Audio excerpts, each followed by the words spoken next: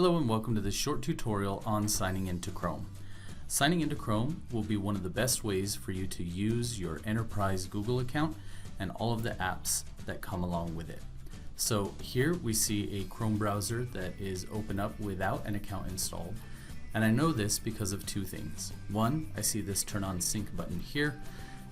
Two, I see an icon in the upper right that is just the generic profile icon, not representing any individual account, but rather just a quote-unquote current user.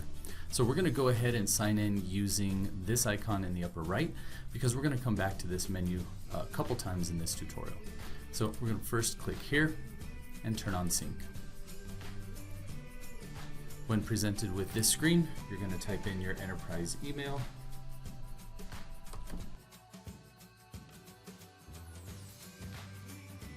and sign in. When you sign in, you'll be presented with this pop-up message that will ask you to link your data. You're going to want to go ahead and click link data, because what that will do is that will synchronize all of the data that you are giving Chrome while you have it open and signed in. It'll be syncing it to your Chrome account, so it'll be available next time you sign into Chrome, either at this or a different location. The data that it's going to sync, at least some of the data that it's going to sync, is going to be your search history, the bookmarks that you create, any themes that you install or extensions that you install while you have this session open. So we're going to go ahead and click link data. Then we're going to go ahead and turn on these services. And you'll notice that that generic icon now has changed to an E, which is the first letter of the account that signed in, ELS. And then down here we also see this additional sign in icon here, and this is the web environment. It is in this environment that we can add accounts if we wanted to. However, what I'm going to recommend is that we not add accounts here. When you add accounts here, you're going to have one default signed in account for this browser. If you have multiple accounts signed in, you may click on a resource intended for one account, and when it tries to open up that resource in another tab, it will try to open it up oftentimes with a different account.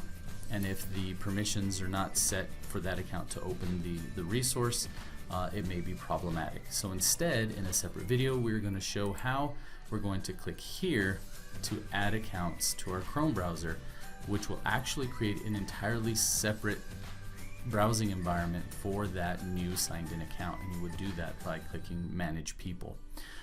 But for this tutorial, we're just talking about signing into Chrome. One thing to keep in mind is that you can be signed into Chrome and see a different icon up here that does not represent your account.